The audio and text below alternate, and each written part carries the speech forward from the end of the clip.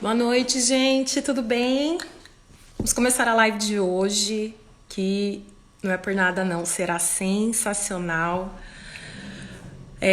Falando de música, eu escolhi esse tema hoje por conta de algumas solicitações, né? Alguns amigos aí pediram essa pauta sobre música,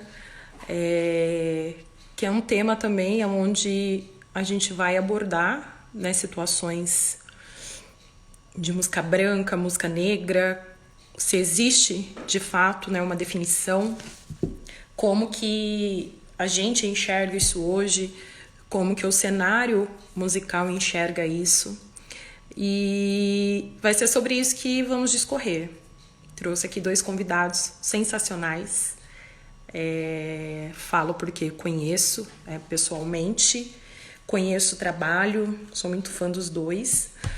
E a ideia é a gente bater um papo e até uma troca de conhecimento deles que estão dentro do mundo, estão dentro do cenário musical.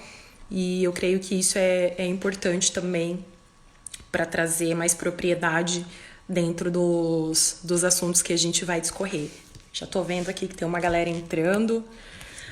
Daqui a pouco o Cripa deve estar iniciando aí com a gente para a gente começar esse bate-papo com ele. E aproveitando aqui um gancho, eu só não vou acertar nomes, mas é muito engraçado como as pessoas acham que a situação do racismo que é uma coisa que às vezes passa despercebida ou que é mimimi. E ontem eu me deparei com uma notícia triste de um amigo mesmo, que postou que ele sofreu um ato de racismo aqui na nossa cidade. E, cara, é um negócio que é muito. Tipo assim, né? Parece que mexe muito mais com a gente quando as pessoas acham que é o que a gente tá falando besteira, ou que a gente fala disso todo dia, mas, gente, não é. Então, liguei para ele, me solidarizei, perguntei o porquê que ele, né, não tomou uma atitude, e aí ele falou, ai, Danu, eu saí do trabalho, tava tão cansado, sabe quando você não tem forças? E o pior de tudo é a pessoa entender qual foi a atitude dela e ainda querer pedir desculpa, sabe? Então foi um negócio que foi para ele foi bem tenso, né? Mas enfim, é esse recadinho que eu quero deixar. Então, gente, não é mimimi, não é frescura. As coisas, o racismo ele acontece todos os dias. E a gente fica muito triste quando isso começa a chegar perto dos nossos próximos. Infelizmente, são episódios que a gente não tem como evitar. E a gente também não sabe qual que vai ser a reação. Mas é isso. Tô esperando aqui meu convidado entrar, Matheus Cripa. Mais uma galera entrar. Eu sempre entro um pouco antes mesmo, que é para testar. Ah, Maria, beleza? Tudo bem? Ó, o menino tá. O menino tá aqui, bonito, Matheus Cripa. Eu sempre esqueço aqui, tá? Mas eu vou tentar te adicionar aqui no nosso bate-papo. Transmitir ao vivo com uma. Ver se vai chegar aí pra você.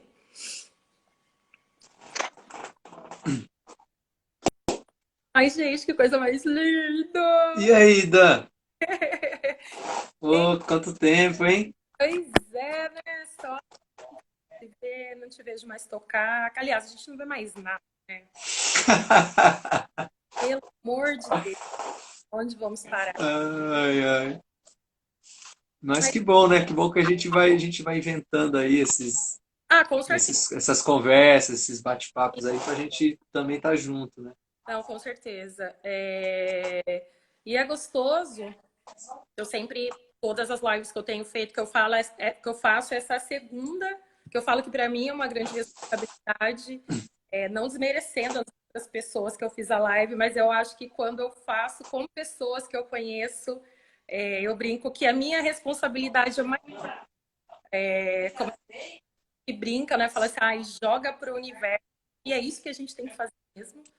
Acho que aos poucos a gente vai colhendo os frutos, do que a gente quer.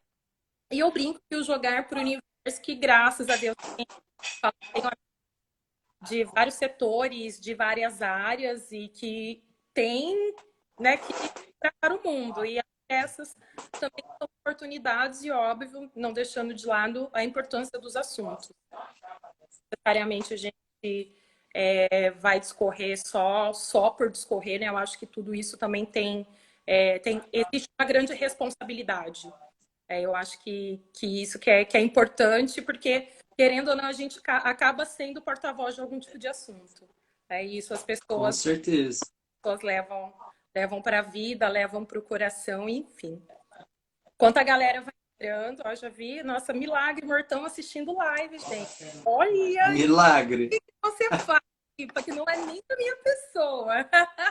Milagre, hein? Alex morto. Tá vendo? Vendo live. Sinal que eu estou melhorando o meu eleitorado. Eu acho que isso é. Só vou olhando os ibopes, né?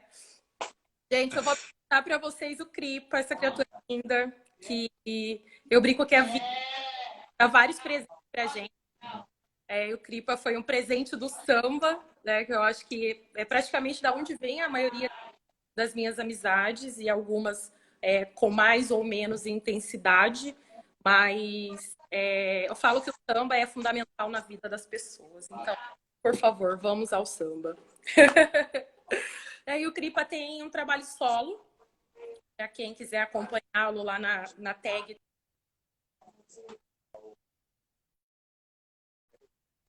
Eu acompanhei algumas coisas, eu vi que você participou, acho que tem uns 2 meses, do Festival do Chapefu.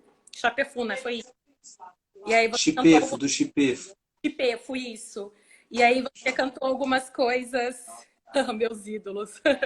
E você cantou algumas coisas suas que eu não tinha ouvido, e aí eu fui caçar, tipo, algumas que já ouvi. Então, galera, entrem, é sensacional. E eu já falei que depois ele vai fazer uma só autoral, que hoje ele não pega no violão, tá, gente? Então, nesse momento. Ele participa do Grupo Alvorada, o qual ele também tem várias composições com os meninos do grupo, várias composições bem legais. Ele participa da banda Crau. Depois você conta um pouquinho dessa história pra gente, porque eu vi alguma coisa mais pra galera te conhecer, que é Iarapuca de Urubu. Olha só, sensacional. E no ano passado ele acompanhou as cantoras Jéssica Gaspar e Manuela. Jéssica eu não conheço, talvez ter visto em alguma coisa da timeline, mas a Sara no festival é apaixonada por aquela menina, que ela tá assim no meu radar para fazer uma live comigo. Ela é sensacional, ela tem uma voz muito incrível. E aí é isso, meu amigo. Mas só conta pra gente um pouquinho da história do Crau, que vocês fazem para analisar uma pesquisada. Eu acho uma ideia bacana, principalmente para nós que a gente vive aqui no interior e a gente tem pouco, não é que a gente tem pouco acesso, a gente tem pouco costume de ouvir outros ritmos, né, que não os que nós estamos acostumados. A gente que gosta muito de samba acaba mais de samba. E aqui eu vi que tem umas coisas bem legais, a galera também pode. Olha lá. Sim. Bom, primeiramente, boa noite. Galera que está ouvindo a gente, você também, qualquer coisa, me dá um alô se tiver. Porque a internet daqui ela é de lua, assim. Então, tá bom. Porque qualquer coisa eu deixo ele no 4G aqui. Uhum. E eu tô aqui em Sorocaba agora por conta da pandemia, né, da quarentena, que foi onde eu me criei. Eu vim para cá com 5 anos de idade. E faz 7 anos que eu tô aí em Campinas, né? Por conta da Unicamp, que foi onde eu me formei academicamente, né? Porque eu falo que a minha formação mesmo, que está completando 10 anos agora, é no samba, né? Na rua. E foi onde eu construí toda a minha relação, não só de trabalho, mas também de sociabilidade com a galera, onde eu conheci você, Mortão, acho que a maioria das pessoas, né? E o Crau, Queridão e Arapuca de Urubu, é uma banda que a gente faz música paraense, né? O brega, o carimbó. A gente também mistura com os elementos caribenhos, latinos, assim, que a gente gosta bastante.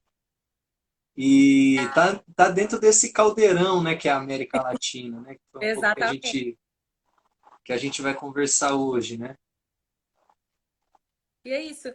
E assim, galera, como eu sempre, né, inicio nas lives, eu comecei fazendo trabalho, brinquei que início foi uma brincadeira mesmo, mas as coisas foram acontecendo, tomando uma proporção que já virou cativo toda quarta-feira. E o legal é que as pessoas acabam me pedindo pautas, né? Então, pedem uma pauta X, se eu não tenho alguém do meu relacionamento mais fácil, eu vou buscar, vou tentar trazer uma pessoa para a gente discorrer sobre o assunto.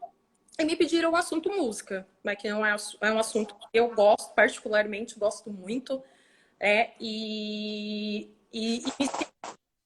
A pauta era para discorrer, seria música branca, música preta. E a gente pensou, caramba, como que a gente vai cair nessa linha que é tênue, né, para não ficar no radicalismo, não ter essa separação. Mas quando a gente começou a estudar e a gente começou a debater a pauta, a gente viu que como fugir disso, né? E aí até uma brincadeira que eu fiz contigo, que quando eu fui pesquisar no Wikipédia para tentar entender um pouquinho, né? Então, no Wikipédia não, no Google eu coloquei lá música preta, música branca, e assim, gente, não existe definição de música branca. Vocês podem fazer o teste, tá? É real. E aí a gente ficou pensando, falou assim, cara, como é que a gente vai discorrer sobre isso? E eu, curiosa que eu sou, o Wikipédia, ele fala que tem umas definições de música, mas que a notoriedade, a música, ela surgiu mesmo, teve maior notoriedade, e praticamente todos os estilos que a gente tem hoje, ela veio com o início da escravidão.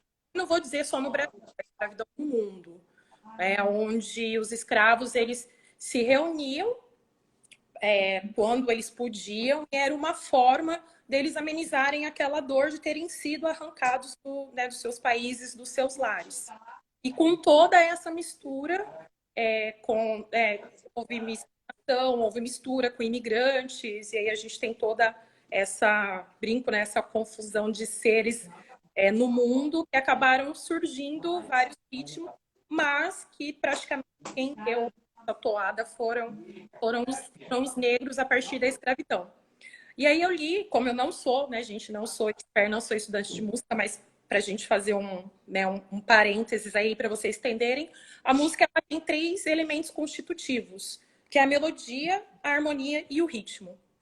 E todos esses elementos, os africanos, enfim, trazer isso para a gente. Hoje a gente tem essa infinidade de ritmos, infinidade de harmonias, melodias, enfim. E aí, né, Cripa, a gente pensou em você começar falando que você estudou música, né? Como que você consegue classificar isso, como você entende isso, né? E se a gente consegue ter essa classificação, ou se realmente a gente consegue ter essa separação, né? Do que é música branca e do que é música. Sim.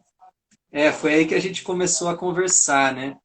Porque eu estudo música, sempre estudei desde pequeno, mas o que sempre me permeou foi a música da América como um todo, né? Seja a gente aqui do Sul, o Caribe, a América Latina, quanto a música norte-americana, que é quase uma imposição, quase não, né? Não é imposição para o mundo, né?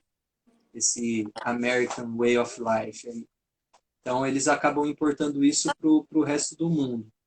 Eu tive pouco contato, estudei pouco música tipo, oriental, Europa, então eu vou falar da gente aqui, né? Sim. E aí quando a gente pega, vamos falar dos ritmos, né? Samba, baião, coco, afoxé, no Uruguai tem o candombe, nos Estados Unidos tem o jazz, o rap, tem o reggae da Jamaica, a salsa de Porto Rico, enfim, dancehall, o afrobeat, todos esses desdobramentos e mais uma infinidade, que inclusive daqui a pouco o Nigabs vai estar aí e Exato. vai poder falar para a gente com muito mais propriedade do que eu. que ele é uma biblioteca, né, humana. Ele é. É, eu acho que ele vai poder falar melhor de todos desses ritmos, né? Desses gêneros, que eu falo até que não é só é um gênero musical, né? Onde eu vou poder falar um pouquinho mais foi do que eu sempre convivi mais, que é o samba, né? Eu estudei, convivi e vivo nesse meio, que eu falo assim que não é só um gênero musical, né? Mas não um estilo só musical, mas um estilo de vida também, né? E eu acho que cada gênero que a gente que eu vim falando aí, eu acho que traz isso, né? E, e uma coisa que tem em comum de todos eles é isso que você falou, que é essa história que, meu, não tem palavra, né, para descrever o tão perverso e o trauma que causou num continente todo. Só que no Brasil foram 6 milhões de pessoas que foram expropriadas, sequestradas num continente do seu território e vieram para cá, né? Uhum. É triste ter que ficar falando disso, é triste falar isso, mas assim, não tem como não falar.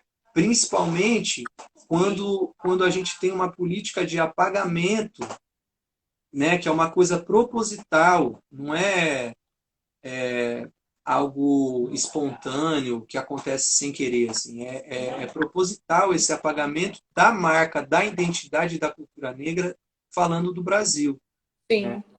Então, eu acho que é importante ressaltar isso, né? E então, o que a gente estava conversando, né, Dan, é assim, então, como eu, né, enquanto um sujeito branco, enquanto um corpo branco, posso posso agregar nesse debate de hoje que a gente está tendo, que daqui a pouco o Nigabs vai estar com a gente, e no movimento como um todo no cotidiano, né? Porque eu acho que esse é o lance, são muitos apagamentos, né?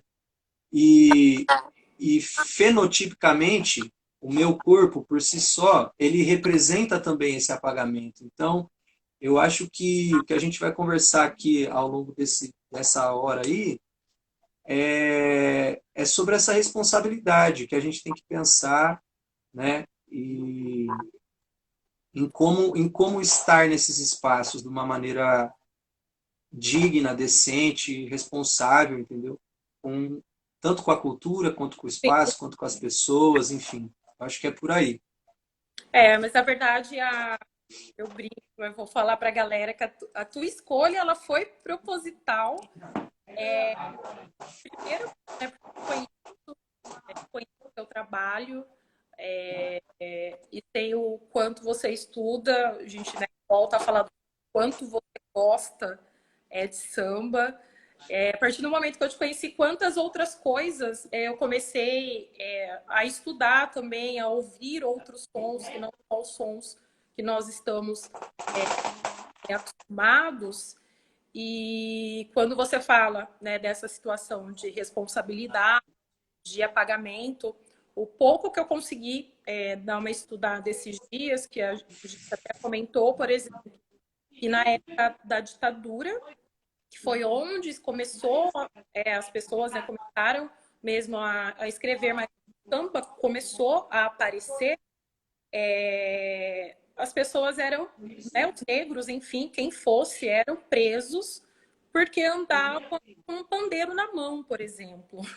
Na época da ditadura no Brasil. Olha que absurdo, né? E a época da ditadura, enfim, ela não foi ruim somente nesse cenário, acho que para todos que tinham uma discussão ideal, principalmente para os músicos, né, que a gente sabe. E essa história de apagamento, por exemplo, até pouco tempo atrás, surgiu essa polêmica. Se a gente for pegar o axé da Bahia, de tantos compositores, tantos artistas negros que nós conhecemos, mas eles não têm a mesma notoriedade que os artistas brancos. E a maioria das vezes, por exemplo, ou a composição, ou a parte de arranjos, ritmos e harmonia, geralmente quem faz são os negros. E entre aspas, né, que nem você falou, o ser branco, ele só vai lá, canta, e é ele quem tem essa notoriedade. E aí, dentro Sim, desse contexto, texto a gente fica pensando, né, como nós, enquanto consumidores, enquanto estudiosos, conseguimos contribuir para que isso mude, porque a gente tem uma infinidade, né, de cantores, de artistas e que trazem, já carregam praticamente esses ritmos, mas que eles demoram muito mais para ter uma certa notoriedade do que artistas brancos. Aí isso vem calhar com todo o que você falou, de toda uma estrutura, que é uma estrutura de embranquecimento, e que está dificultando o caminho dos negros a chegarem, né, no aumento. Sim, e inclusive para ter um protagonismo na cultura do próprio povo. Isso que é o mais absurdo. Eu acho que esse é o mais delicado, né? Porque, não sei, o que a gente poderia chamar de música branca, talvez? A música erudita europeia, né? Porque eu acabei não respondendo essa pergunta que você me fez, né? Eu estou debruçado num livro por conta de um curso que eu estou fazendo e também de um grupo de leitura com pessoas maravilhosas, que é de uma artista, doutora, professora, psicóloga ela é de Portugal, né? Mas ela fez a tese de doutorado que originou o livro em Berlim, chama Grada Quilomba. Conheci ela através de uma amiga minha, da Josiane, lá de São Paulo, quando acho que foi ano passado que a exposição dela estava na Pinacoteca. Uhum. E ela chama, o trabalho dela é voltado para as questões de racismo e colonialismo, e é muito engraçado, não, né? É curioso e triste o fato que ela está falando de Portugal e da Alemanha, mas como é exatamente aqui a mesma coisa. Sim, Como se ela não está falando do Brasil diretamente em nenhum momento, mas dá para usar tranquilamente, né? E ela fala isso no livro dela. As pessoas brancas não se veem como brancas, se veem como pessoas. sim, Porque, porque entender que essa pessoa branca é sinônimo de pessoa, ou seja, que é uma coisa normal, que é uma coisa normatizada, né, que é uma norma, que é universal, isso só é possível quando um grupo, no caso aqui que a gente tem um grupo racial, tem o poder. Essa palavra é fundamental, por isso que a gente não existe racismo reverso, porque o racismo tem a ver com uma estrutura de poder uhum. de um grupo sobre o outro que vai oprimir, subalternizá-lo, colocá-lo nessa condição de outro, né? Para falar assim, eu sou o normal, você é o diferente, né? Então, eu acho que. E aí você falou da, da ditadura, mas essa história toda é muito antiga. Né? Em 1889, se eu não me engano, eu fiz um curso recentemente com o Tadeu Caçula, meu grande parceiro, sambista, mestre em ciências sociais, que lançou um livro maravilhoso sobre a Casa Verde agora. E tem um monte de trabalho. Esse curso ele está lançando de novo. Quem quiser ir atrás, vale muito a pena.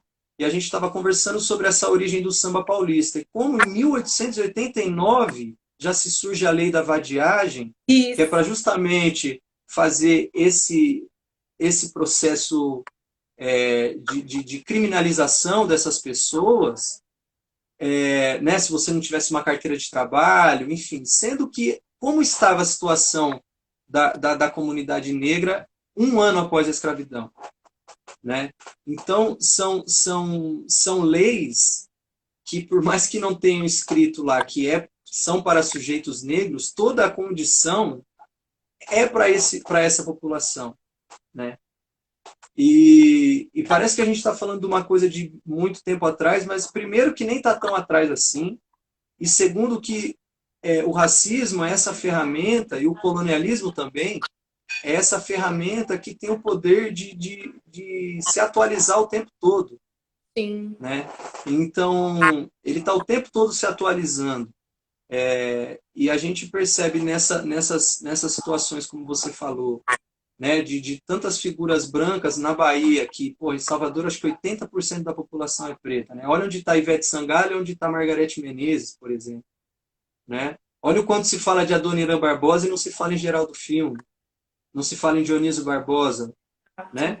Enfim, são essas coisas que eu acho que precisam ser pontuadas dentro da música e eu acho que é por esse motivo que não se fala em música branca, né? Porque o branco é essa não cor que transita livremente por todos os espaços, né? Sim, sim. Então, eu acho que é importante a gente pontuar e a gente trazer isso para a discussão, né?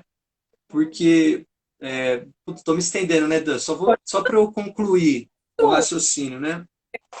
Que, por exemplo, né, o que aconteceu agora nos Estados Unidos de um congressista que xingou uma outra mulher Sim. e aí ele usa aquilo, ele usa como justificativa dos atos ele ter uma esposa em casa, né, e filhas e portanto ele, sei lá, a viagem que ele inventou, sendo que na verdade isso porque eu acho que isso acontece também quando se pergunta de racismo, né? Mais uma vez a gente cai naquele lugar superficial pra caramba, que não resolve nada. Quer falar, eu tenho amigo preto, eu vou pro samba, eu namoro uma pessoa preta, enfim. E quanto isso impede da gente se aprofundar na discussão, porque assim, se na verdade se você tem alguma relação afetiva, simbólica, ou até no caso como eu, que sobrevivo do samba, Sim. eu acho que a palavra que a gente tem que ter é como ser a pergunta, né? Agrada também chama muita atenção para essa questão das perguntas, mais importante do que as respostas. Então, assim, como ser responsáveis com esse espaço, com essas pessoas que são tão caras para mim, que eu tanto admiro, que eu tanto respeito, com que eu tenho tanto afeto, como ser responsável nesses ambientes, nesses espaços, né? Eu acho que é por aí que a coisa tem que ir, e não usar isso para justificar o seu não racismo, o seu não sexismo. Enfim. Uhum. Oh, mas fazendo um gancho no que você falou, inclusive até no estudo do Tikatsula,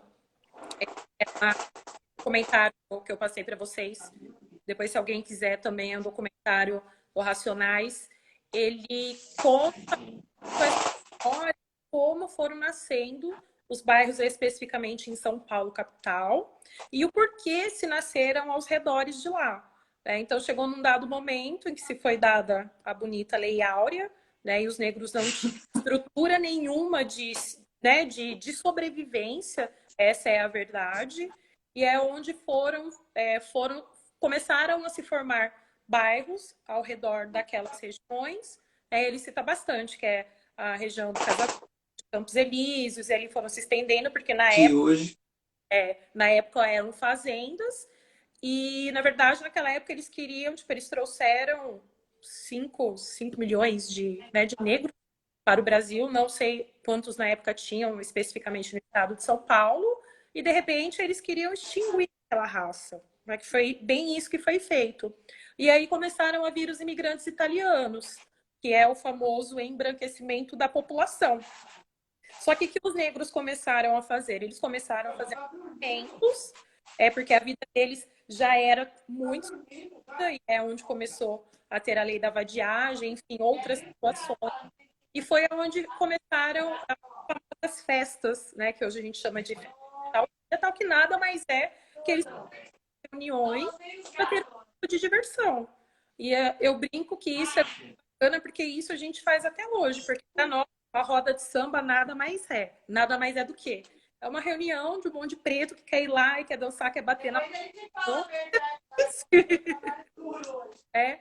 E aí quando você fala dessa sua responsabilidade, né, gente, que ele usou essa palavra que eu falei que eu vou usar essa palavra o resto da vida enquanto branco, é, o ser efetivamente ter essa responsabilidade é entender e a partir do momento que frequentam os nossos ambientes, enfim, a gente sabe que existem várias pessoas como você e pessoas infelizmente não, e que acabam usando talvez essa possibilidade ou essas percepções de forma errada e as pessoas acabam enxergando a estrutura de outra forma. Né? E fala no com música, que foi o que você falou, cara, não tem como a gente definir e falar de que realmente é uma junção de tudo que os africanos trouxeram, né, para os ritmos que são mais tocados, enfim, os ritmos aí que a gente conhece. E aí essa entende que infelizmente realmente é histórico e vem todo de um processo de uma estrutura, enfim, de uma política de colonização e que infelizmente Infelizmente é o quê, Dan? Cortou aqui, não ouvi. carrega até hoje, né, toda essa estrutura de colonialismo. Sim, é. É importante que se olhe para a história. O samba, eu acho, eu acho um instrumento importante para a gente entender a história a história real do Brasil, né? Não como o Caçula costuma dizer, a história oficiosa. E sim a história real. O samba ele sempre apresentou projetos políticos Sim, possíveis, né, para a nação, né? E um exemplo do que acontece, por exemplo, hoje, né? A velha guarda do samba que segurou esse rojão todo que a gente está conversando aqui, desde antes de 1900, passando pela ditadura do Estado Novo do Vargas e depois a ditadura militar. Hoje não tem um espaço dentro do AMB, do Sambódromo, para assistir o carnaval. pois é. Das escolas de samba que eles fundaram. E essas escolas de samba têm cada vez mais pessoas brancas lá, porque cada vez mais o lance é o dinheiro, Sim, né? A fantasia é cara, enfim, tudo tem a ver com grana, né? E isso leva para a gente pensar como que está organizado, né? Como que está a distribuição social do Brasil numa questão de raça, né? sim. Eu fiz uma pesquisa ontem para a gente conversar hoje aqui, e são dados que, assim, tá na cara, mas quando você vê o número, mano, é um soco no estômago mesmo, assim, tipo, tem um mapa da desigualdade de São Paulo, que eu acho que é do ano passado, uma pesquisa muito séria que a galera faz e tá mostrando diversas desigualdades econômicas, raciais, de gênero, são vários recortes. E aí um deles, eles pegando assim, a população negra nos bairros de São Paulo. No Jardim Ângela, a população negra corresponde a 60%. Caramba. Em Moema, é 5%. E aí, quando você vai comparar, por exemplo, a expectativa de vida de um cidadão que mora em Moema, onde 5% são negros, é de 80 anos. Da cidade de Tiradentes é de 57, onde 56% dessas pessoas são pretas. Então, assim, são coisas que a gente vê todo dia, infelizmente, mas e aí quando a gente pega o dado, você fala, caraca, mano, entendeu? E não é possível ignorar isso, entendeu? Não. E isso está dentro da música também, isso a gente vê na música também, né? Os mais velhos que fundaram as escolas de samba, hoje em dia tem que lutar ainda para ter um espaço para ver o carnaval que eles ajudaram a criar. Eles não ajudaram, eles criaram, né? Uhum. Que eles criaram. Cara, Então deveria isso tudo vai ali para eles, né? Enfim. é, esse embranquecimento e esse apagamento também gera um esvaziamento simbólico também, um esvaziamento de sentido desses espaços, né? Porque a escola de samba, no começo, era um lugar de sociabilidade, as pessoas comiam junto, estavam ali, tinha uma noção de comunidade mesmo, que hoje em dia é muito difícil de ver, né? Eu acho que talvez assim o capitalismo vai se apropriando desses espaços, porque a Globo transmite o carnaval para 60 países, por Hum, exemplo, né? Então, e é importante ressaltar também que o capitalismo ele só surge a partir dessa noção da colônia, do colonialismo, que é racista. Né? O Brasil é um país extremamente racista e o racismo ele é uma das forças motrizes disso. Né? A gente não está assim, apesar do racismo, a gente é isso. Não, a gente é isso por conta dessa estrutura. Né? Não é uma consequência, é o que gera. Né? Sim. E. Puta, esqueci o que eu ia falar. Então, tudo bem, eu vou pegar um gancho, já que você falou um pouquinho né, desse lance do. Lembrei, Ah, desculpa. vale. Só para eu concluir, para não parecer, né? Que eu acho que aí agora talvez a gente veja esse espírito, não é muito boa essa palavra, mas esse sentido de comunidade que foi esvaziado na escola, talvez nesses espaços, por exemplo, como o Terreiro de Crioulo, como o Sim. Samba do Presidente, como o Pagode da Votiana, Aham. né? Que são espaços que a gente consegue sentir isso, né? Então, e aí o corpo branco está presente, né? Então eu acho que assim seria, às vezes eu penso que o bagulho está tão distante que era mais fácil assim, tipo, não existir, mano, a branquitude, mas não é possível, mano, entendeu? Ia ter que morrer muita gente, eu acho que não tem como. Então assim, que a gente consiga se perceber nesse espaço, Sim. não como uma coisa transparente e universal, entendeu? A gente tem uma cor, a gente significa uma coisa, entendeu?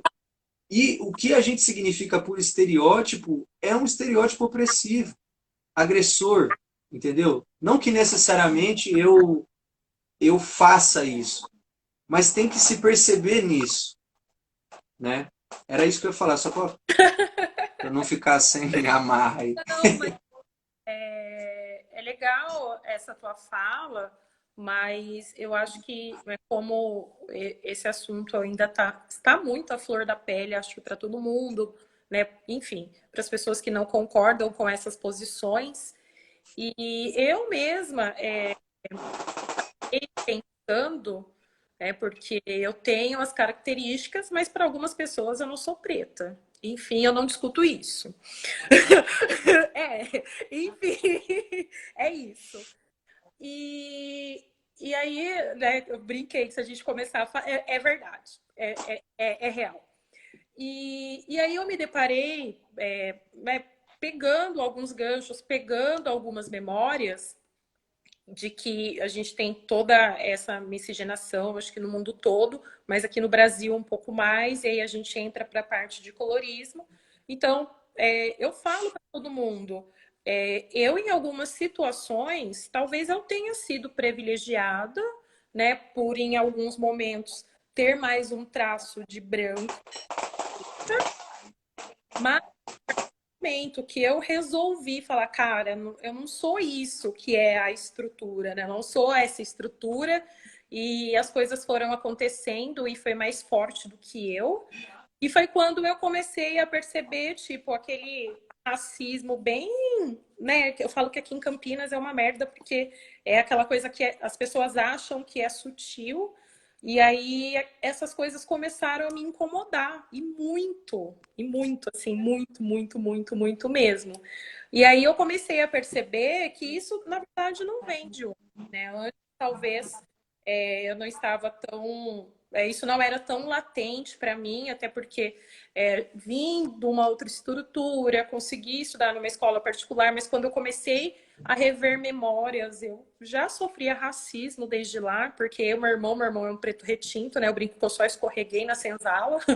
E, e aí tenho uma amiga negra dessa época até hoje, para você ter uma ideia, ela fala que ela não consegue aceitar o cabelo dela até hoje. E isso já vem de, tipo, a gente tinha 9 anos, né? Não vou falar aqui minha idade. E, e aí, quando a gente começa a se colocar em toda essa estrutura, e aí quando eu brinco que eu demorei para entrar um pouquinho nesse cenário do samba, mas eu brinco que até entendo, né? Porque eu toda a vida, quando meu pai era vivo, Eu falo que eu tenho assim muito na minha memória. Ele acordava de fim de semana, que ele saía comigo e com o meu irmão, e ele ligava o rádio na 105. Então, desde lá, eu já ouvi Quintal, Almir Neto, blá blá blá, mas eu não vivia esse contexto. Eu vivi esse contexto quando eu passei a ser adolescente. E mesmo na adolescência, eu tinha amigas negras que elas falavam que, tipo, que eu era muito branca para um determinado lugar. Eu assim, mas gente, de onde você tá tirando que eu sou muito branca para isso? E o resto não conta?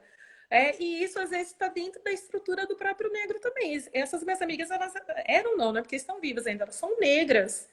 E, e aí, quando a gente começa a entrar um pouco mais no contexto, que foi onde eu comecei a fazer amizades, onde eu, né, efetivamente comecei a frequentar uma roda de samba, e a gente começa a ver mesmo essa questão, primeiro, do capitalismo, a segunda, das pessoas quererem embranquecer mesmo os recursos, faz parte dessa estrutura colonial. E aí, quando você pega o que realmente faz sentido, o que você falou, que são os sambas de comunidade, que são onde a gente sente que realmente é aquilo que lá atrás, nos bairros em São Paulo, os negros já faziam, em que alguns lugares ainda é muito forte. E eu brinco que é assim, né? Que eu, graças a Deus, eu brinco que são lugares que a gente conta os brancos, mas a gente sabe que esses brancos não são racistas, né? Abre parênteses, alguns ou não. E não é assim questão da gente é, querer segregar a nossa população. É onde a gente se sente bem, é onde a gente pode fazer uma brincadeira sem a galera achar que é racista, até você mesmo fazer uma brincadeira, é onde a gente esquece que tem toda essa estrutura por trás. E assim, não tem jeito, onde você voa, aonde eu me sinto bem. É simples assim. É. Nossa, que desserviço que foi o Gilberto Freire pro Brasil, né? Meu Deus do céu, velho. Porque, porque, caraca, mano. Essa tal de democracia racial, mano. Nossa, meu Deus. Mas é isso, só aconteceu. É importante falar isso, né? Porque isso só aconteceu, cara, porque o Gilberto Freire era um cara, quem fala isso é o Silvio Almeida. Eu acho importante falar as minhas referências, Sim, porque para não, eu não sou nenhum ser iluminado. Oh, meu Deus, não, eu só gosto de estudar e entender a real história do que se passou no lugar que eu vivo, entendeu? Ponto final. E eu acho importante porque são essas pessoas que estão pensando no Brasil, entendeu? O Silvio de uma forma decente, né? O Silvio foi no Roda Viva essas semanas, e aí a mulher fala lá, um dos pensadores contemporâneos do Brasil sobre o racismo. uhum, Não é sobre o racismo. Ele é um dos maiores pensadores do Brasil, ponto final, que pensa o Brasil e a estrutura do Brasil, exato. social e com todos os seus abismos econômicos, do direito, saca? Tem sempre uma tentativa de reduzir esse sujeito negro para um lugar tipo, é aqui, você fala aqui, ó, é daqui que Exato. você fala, Limitar a enfim. fala. Né? Mas ele é uma grande referência para mim sobre a verdadeira compreensão do Brasil, uma saída possível para essa bizarrice que é o que foi construído, que é o que está posto. E ele sempre ressalta, né, como a importância que o Gilberto Freire tinha na época. Ele não era um cara tipo Bolsonaro, entendeu? Que é um maluco, que fala o que quer e tal. Era um cara sério, um intelectual, respeitado no mundo, que, que inventou essa teoria da democracia racial, que só foi ser desmentido muitos anos depois pelo Florestan, e até hoje a gente sofre os efeitos dessa parada. À medida que a esquerda, falando de política no Brasil, só foi entender que o problema, se você resolver o problema social só, porque a coisa da esquerda sempre foi a classe social, a desigualdade social, e não falar da questão de raça, você não Uhum. está fazendo um serviço decente. Você não está fazendo um serviço por inteiro. Mas o cara, ele serviu tanto para as teorias de direita, para a galera racista, reaça, quanto para quem se dizia para frente, progressista, enfim. Sim. E é isso aí, Dan. E assim, o que você falou desse lance do samba, né? De se sentir bem, de estar nesse espaço, né? É muito louco como até nesses lugares, às vezes os sujeitos brancos vão falar, então, pô, aqui a gente não pode estar, aqui não sei o que lá. É isso. Mano, a gente circula livremente em qualquer espaço, sem ter que pensar qual que é a cor da minha pele, se o segurança tá olhando para mim, entendeu? Sim. E aí, tipo, num espaço que essa negritude minimamente esteja tranquila, ainda se dá um jeito de ser atacado, entendeu? De falar sobre, enfim. Mas é tão engraçado que há um tempo atrás, eu vou só ler uns comentários aqui, tá aqui. A Josi Lima tá Uhum. aqui, Grada fala sobre as margens, né? O espaço do negro é o centro, é as margens. É bem isso. E aí, Josiane, hein? Ser sério não isenta ninguém de ser racista, com certeza. Isso eu concordo com você, Ju. Boa noite, Claudinha. Só fazer uma analogia, uns tempos atrás, galera que me conhece sabe que eu sou apaixonada também pelos sambas do Rio, ainda não fui em todos que eu quero. E eu comecei a ler algumas coisas e onde a galera ainda marginaliza muito, né, esses lances de rodas de samba, tipo um terreiro de crioulo. Lá agora a gente tem várias situações, a Gessi, lá, e fica tudo muito pautado aonde se tem o capitalismo, mas na minha opinião ainda se tem grandes sambas e muitos sambistas bons na região ali da Lapa. Então, se de repente você frequenta a Lapa, você é um cidadão benquisto, quanto que se de repente você vai lá para a Zona Oeste, porque você gosta do terreiro de crioulo, ali, entre aspas, as pessoas estão marginalizadas pela região ou porque estão numa reunião para se divertir. E pasmem, isso é de 2016, 2017.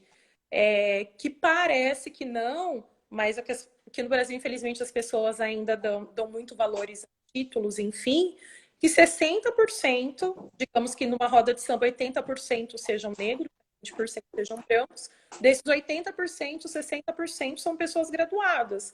Então, tipo, da onde que você tira que somente as pessoas, entre aspas, marginalizadas frequentam uma roda de samba? Sim. É isso, e tá no. A Josi acabou de falar, né? Dos Sim, corpos negros estarem à margem, né? Josi, sim. que é uma pesquisadora maravilhosa, minha amiga lá de Sampa, Aham. e que também me colocou nesses grupos todos aí de leitura e tal. Eu sempre Legal. agradeço muito a oportunidade de estar junto, de conversar, enfim. E o quanto também você, assim, você precisa falar que a pessoa é graduada como se isso fosse algo a mais, É uma né? cartinha para você É entrar. uma, É, uma série de problemáticas, exatamente. exatamente. É uma série de problemáticas, né? Aqui as meninas estão falando, a Ana está falando aqui, ou até mesmo no morro. Sim, Ana, mas aqui a gente brinca, né, que até por conta de toda essa estrutura, ainda mais pra gente que gosta, cara, os melhores sambas acontecem nas periferias. Porque por conta de toda uma estrutura, a sociedade não dá espaço. E aí você vai falar É, a gente vai pro morro, a gente vai pra periferia pra ouvir um bom samba, fácil. sim. E o quanto que esse samba ele não tem que se tornar palatável para ir chegando ao centro, Exato. Eu ouvi um né? relato dias, por exemplo, do Renato da Rocinha. Para quem não sabe, ele já tem aí mais de 10 anos de estrada. E ele falou que ele nunca desistiu, porque todo samba que ele fazia, ele cantava os sambas que todo mundo ouvia. E ele não deixava de cantar as músicas autorais dele. Ele acreditou numa música, que é agora, né, a música do Castelo de um Quarto Só, é, Vinícius Santa Fé. que todo mundo canta, mas ele falou, ele foi fazer, é o que você falou, ele trabalhou muito para ir chegando nos grandes centros, que a música já tem aí um tempo e estourou agora. Né? Então, toda essa estrutura, infelizmente, também contribui para isso. Se ele tivesse algum outro tipo de acesso, talvez ele teria chegado mais rápido. Mas, enfim, infelizmente, é isso hoje. Ai, ai. Tá falando aqui, pode ter quantos títulos for. Se a pele for preta, você perde muitos pontos. Isso aí é outro assunto, que é outro pano pra manga, né? Tanto o neguinho lá que um título comprado, com um título que não tinha, que era branco, não teve os mesmos méritos do que o último ministro do MEC, que, enfim, né? A gente não com a saúde, mas a notoriedade dele foi muito maior pelo fato dele ser negro, infelizmente. Sim. Eu acho também que eu acho que isso chama atenção para um assunto que ainda o buraco é mais embaixo, que é justamente de por que a academia ela tem esse poder, mais uma vez, essa é a palavra, de ser a grande detentora de saberes, entendeu? Cara, a gente está no Brasil que os saberes não são constituídos da mesma maneira que na Não, Europa, entendeu? não mesmo. Então, é mais um jeito de deslegitimar, né, o que um outro professor, doutor, babalorixá, que eu, que eu sou muito fã, que eu gosto muito de ouvir falar e acompanho muito, que é o Sidney Nogueira, que lançou o último livro da coleção Feminismos Plurais agora, que fala né, dos saberes pretos ancestrais, né, que isso está presente na, no sistema de crenças de matriz africana, que não são religiões, né? Religião também é um termo eurocêntrico que não dá conta do que é tudo aquilo, né? Do samba, da capoeira, enfim, que o saber da academia não, não serve para nada ali, entendeu? Não. Exato. Então, só que ainda né, é uma maneira de deslegitimar Sim, o que tá ali, o que sempre mas, aconteceu, mas você sabe que eu milenarmente. sempre fui, na verdade, assim, né? A partir do momento que você conhece pessoas, eu falo que às vezes eu estou ali no samba e eu conheço pessoas. Tipo assim, de verdade. Eu, tipo, quem me conhece, né, vai puxar assim, as pessoas que são mais recentes. Cara, eu nunca conversei com a pessoa de vários outros assuntos, mas eu nunca cheguei para ela e falei assim: nossa, o que você faz? Ah, você é formada em quê? Cara, que isso vai agregar para você? Principalmente na roda de samba, né? Porque, para quem me conhece, eu tô lá batendo na palma da mão e ouvindo os instrumentos. Se a pessoa quiser já começar a conversar comigo, eu já vou ficar cansada. É verdade. Não conversa É verdade. na roda, sabe? Mas, assim, descontração.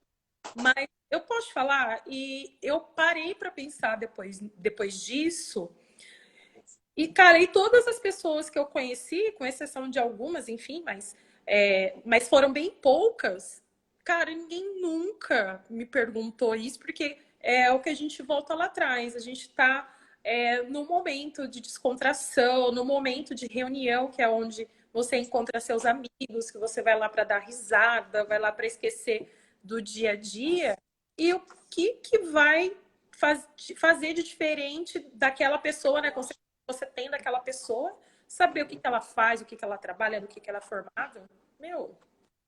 E aí é onde cai por terra a situação de títulos. É o que você falou, a partir do momento que você começa a estudar outras coisas, ou até mesmo ver a própria atitude da pessoa, isso não vai fazer diferença nenhuma. Sim. Um amigo meu falou isso hoje para mim, né? De como quando te perguntam, né, quem é você, né?